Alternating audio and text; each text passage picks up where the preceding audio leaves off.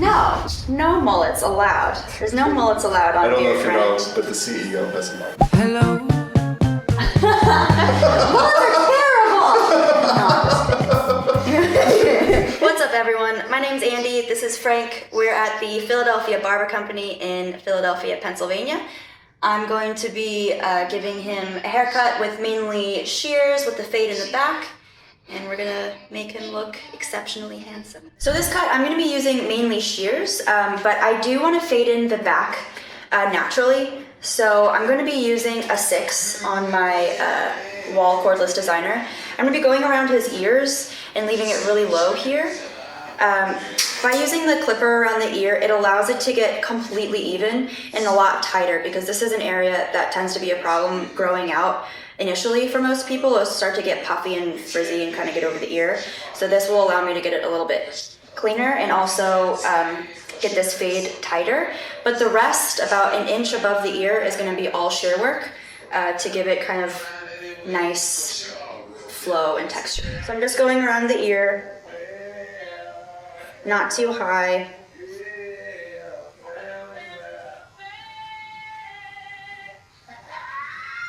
And then keeping it really low back here. By fading it in the back, you kind of prevent the client from getting a mullet too soon. We can kind of tug on it. Makes their haircut And we last wouldn't longer. want anyone on Beardbrand to have a mullet. No, no mullets allowed. There's no mullets allowed on I don't know if you know, Beardbrand. but the CEO has a mullet. Mullets are terrible! No, I'm just kidding. Eric? Well, if you're opting for the non-mullet option, fading in the back of the neck is great. So again, just really light over the ear, just to kind of give myself a guideline for my shear work. You can do this with shears, but I prefer to use my clipper. I can get over the ear easier, and it'll help me with that fade. So I'm just gonna keep going down in guard numbers. This is a 5. Can you look down a little bit? Yeah. And you're just gonna fade it in, just like any other fade. This one is a little bit more time consuming because I'm starting with the 6 and going all the way down to skin. I'm just gonna kind of keep going down. It's important also to flick up and away, because you don't want the lower a number, the more hair you're gonna take off. And you don't want to bring your line up higher, and then their hairline is going to be all the way up here, and that doesn't look natural or good. You can see he has a couple cowlicks here. You gotta be really careful of where you're putting your clipper. I'll probably come back around with my shears and clean that up better to better suit the cowlick on the back of the neck. So I'm leaving this with a 2. And then I come back around with 0. And I'm gonna make my line not too high, because you want it to be as natural as possible.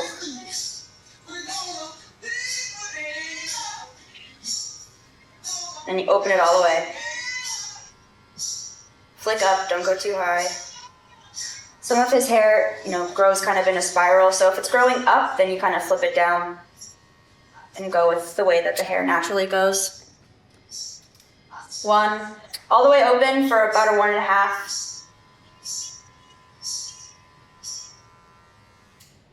And since his hair is longer, I like to manually fade it in so I don't keep bringing the fade up with the guards. So I'll get kind of that excess hair, that chunk like right there, and just scoop it out.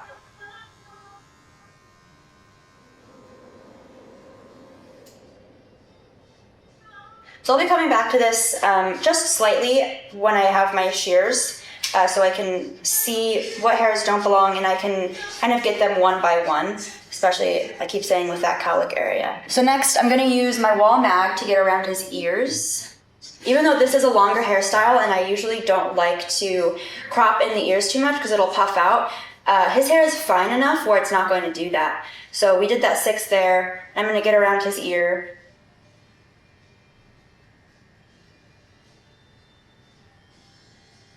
Brush the hair down so you can see where the long hairs are.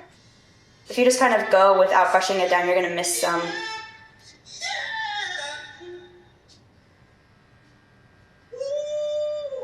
Don't be afraid to hold anyone's ear down either. Better to get it out of the way, and most people's ears are pretty flexible. Same thing with the back. You kind of see that excess there, just scoop it out. And it'll give you a cleaner line. He has a little bit of facial hair now, so I'm just going to blend that in to what he has going on naturally. Maybe get a little bit of these guys. We're not doing a full beard trim or anything today, but I will just kind of clean up his little cheek hairs as a courtesy. Appreciate it. So I'm really all about keeping natural hairlines and not messing with the lines too much. So I don't want to cut into the hairline here. Just kind of want to follow what he already has and clean up those long hairs. So you can see it's a natural line, but it's cleaned up.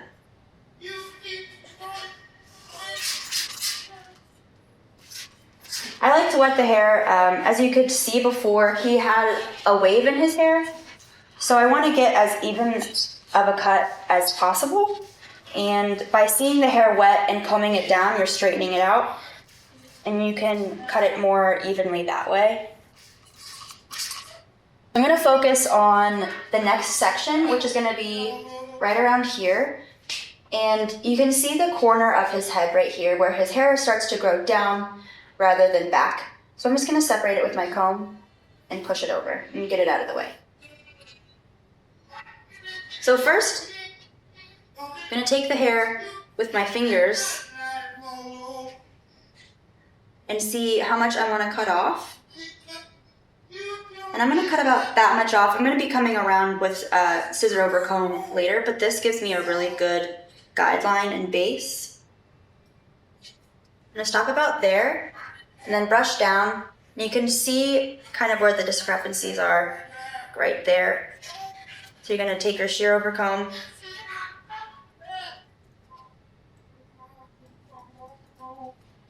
kind of snip that away. There's a lot of volume in here right now. At the very end, after I blow dry his hair, I'm going to be showing you how to take the volume out there. But right now, we're just focusing on making it an even cut so you don't cut into it and make it look lopsided and uneven. And we want it to have a nice, even blend. You can see where the longer pieces are right here. And again, you can see where it's long. Same motion as when we were kind of getting over the ear with the comb. You're scooping it out, but getting it with your shears. And you can see it has the movement that we want. It's all blended. There's no uneven parts. So you can see this is where my clipper work stopped. This is kind of the hair that was left over. So we're going to do the same thing that we did on the sides. You can see that doesn't belong. And then follow your guideline. This is your guideline.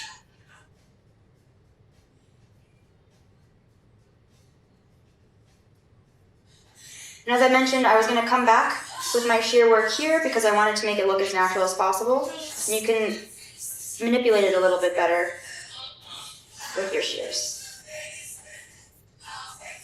You can always come back and do more, but take off as little as possible, or else you're going to put a hole in the work that you just did, and then you have to kind of fade it in all over again. His pesky cowlick, kind of come from the side and texturize it in rather than cutting it bluntly, and it will blend in a lot better, and it'll also grow in a lot better.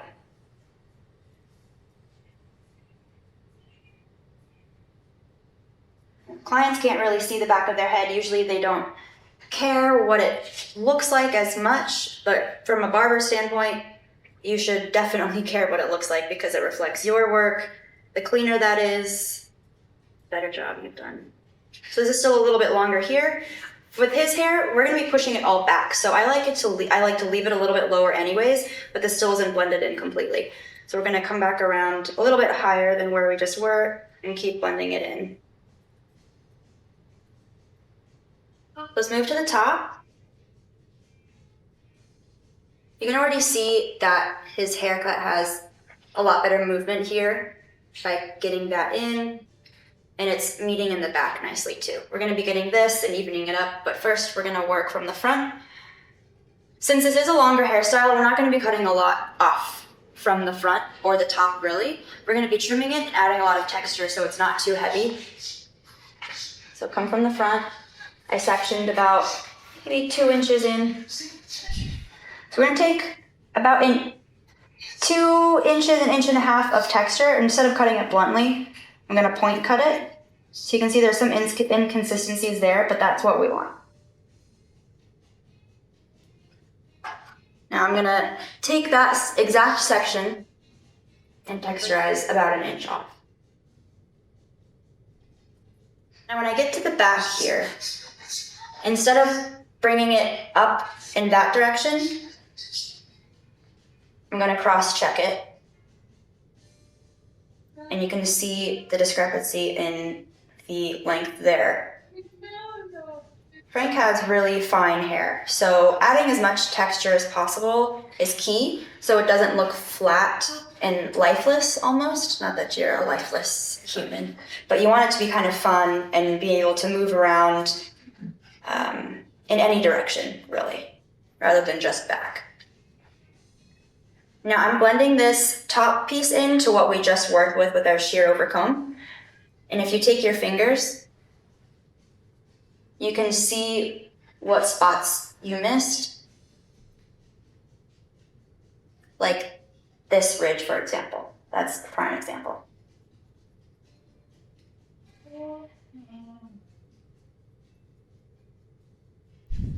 Now we're gonna blend the top into the sides.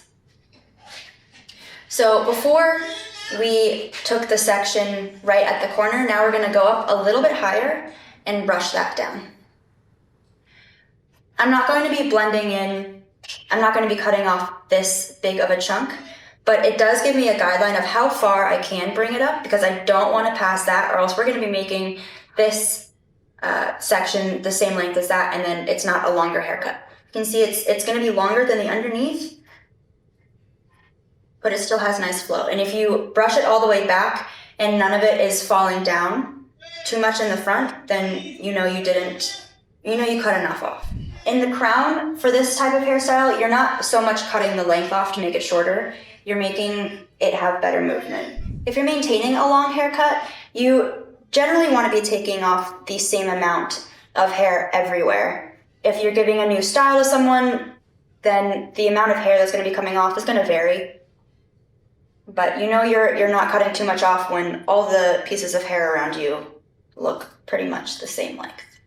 You don't want to go too short in the front either, or else these hairs are going to be too short to be pulled back. They're going to be like this, and you don't want that. You want it to have enough length and heaviness to be able to sit back on its own.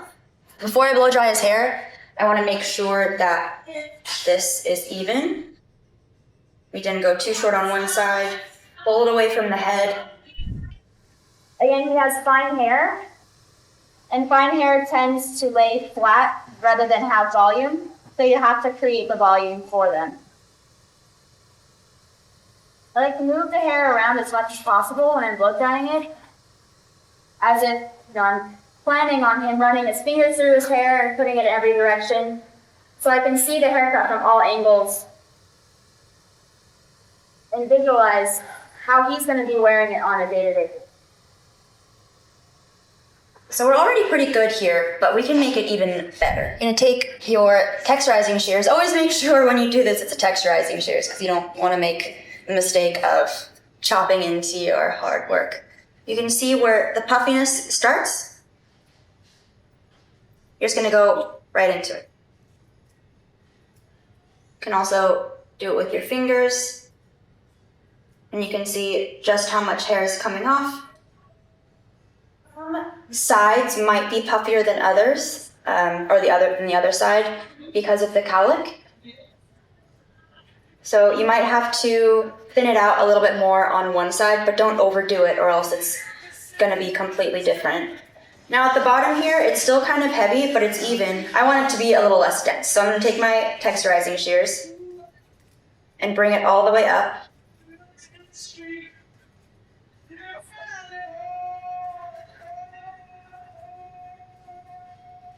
Especially right here where our clipper work meets our shear work, we want it to have a nice consistent blend.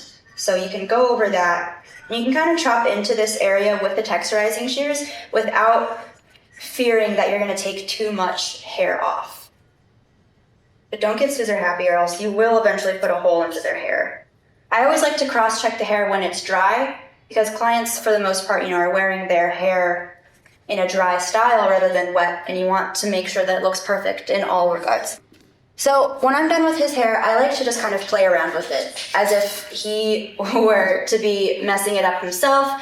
You can throw it to the side, comb it back, and it's still blended. Comb it to this side, back, still blended, straight back, and it's still blended. I know he wears it a little bit messier. Yeah, that's the look. Yeah. The hair off the forehead. And I still need to shave his neck, but you just want to make sure that he's all in there. I always end with a warm towel around the neck. It helps soften the skin, soften the hair, which makes for an easier shave. And from what I'm told, it feels pretty dang good. So I've already prepared my blade, sanitized it and everything. Hot lather right around the neck. And I always like to wipe it off with my thumb first so I know exactly where I'm going. I don't want to cut into the fade that we just did. So kind of wipe it off. You can see where you need to shave. The skin is still supple from the hot towel and from the hot lather, so you'll be fine. And there's still some left on there, and you'll be scraping it off.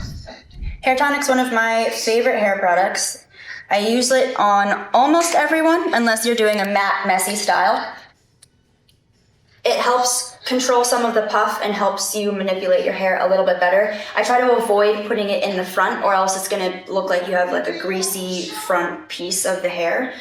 And if you play with your hair enough, you're going to get the oils off your hands into the front anyway, so you don't want to add on to that. But you can see how much I can manipulate it. The texture is coming through. It adds a little bit of a natural shine, and it will make his hair not frizzy, not puffy, and it'll be good to go all day. Feel good? Yeah, it's perfect. Ta-da! You have a haircut.